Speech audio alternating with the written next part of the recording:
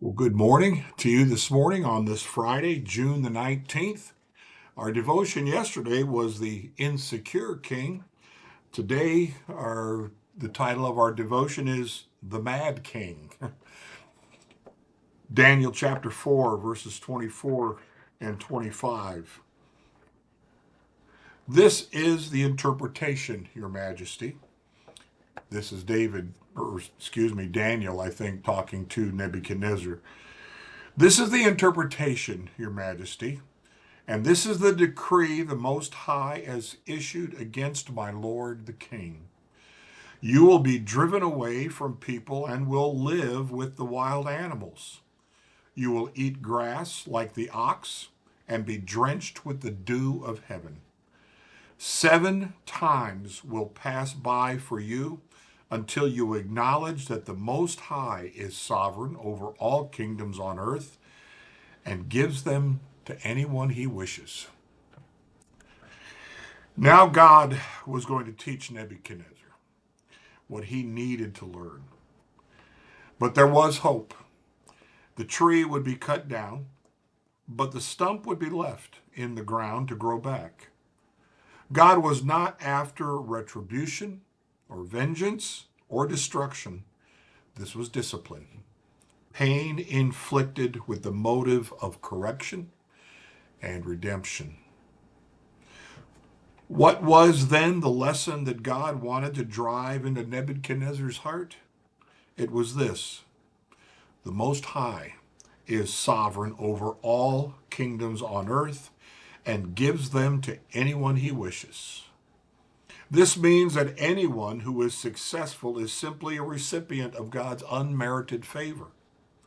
Even the people at the top of the world's hierarchy of power, wealth, and influence are really lowliest. They are no better than anyone else. This is a rudimentary form of the gospel, that what we have is the result of grace, not of our works or our own efforts. God was saying something like this: King Nebuchadnezzar, you must understand that your power has been given to you by grace from God. If you knew that, you would be both more relaxed and secure and more humble and just.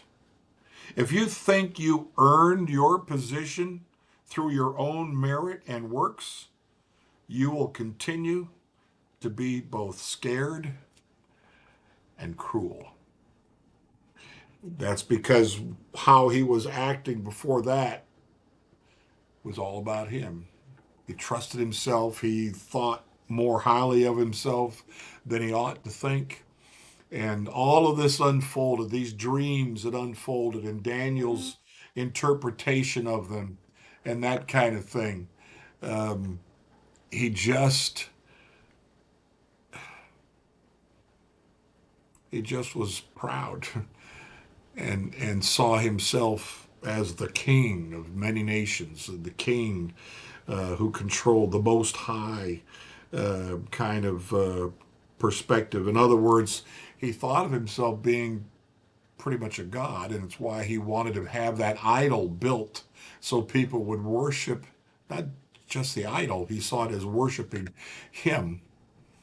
And if anybody crossed him, like Daniel did, Daniel would not do the different time frames of prayer as had been commanded. But some of Nebuchadnezzar's supporters, some of his counselors, they knew that Daniel kept a prayer schedule, always faithful to it, but never praying with Nebuchadnezzar in mind, praying with the God of Israel on his mind. And when Nebuchadnezzar hears that kind of thing, he's passed a law, basically. If you don't obey what I'm telling you to do, you'll be punished. And he loves Daniel. He's recognized Daniel knows what the dreams are all about. Daniel knows what God is up to, and he's sharing that with Nebuchadnezzar. And so when it's reported to Nebuchadnezzar by his cadre of people, is he loves Daniel, but he's made a law. And to save face, he has to make sure it gets carried out. And that's what leads to Daniel in the lion's den. He gets put in there, and Nebuchadnezzar frets about it all night long. He can't sleep. He loves Daniel. He likes his advice. He likes his character, I guess. He likes that Daniel has been faithful to his upbringing, even in his diet. Daniel and Shadrach, Meshach, and Abednego, they all asked basically to be vegetarians and not eat the kinds of food that the Babylonians ate. But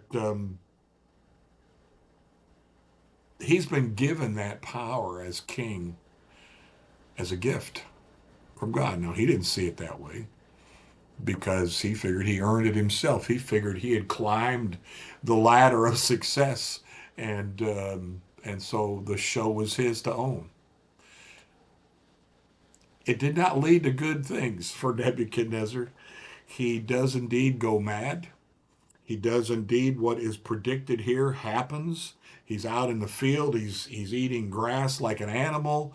His beard is growing. He's getting all kind of like a John the Baptist kind of look to him, and God has to discipline him. And I like the way that Tim Keller puts it here. Now God was going to teach Nebuchadnezzar what he needed to learn, but there was hope.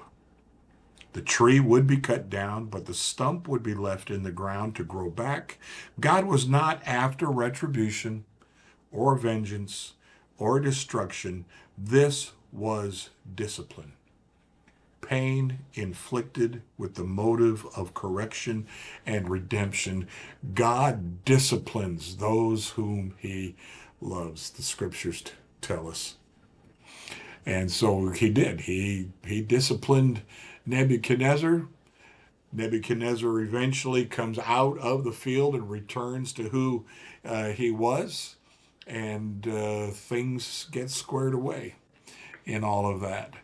And it's just the way God works. He's never, I like that. He's not out for retribution or vengeance or destruction.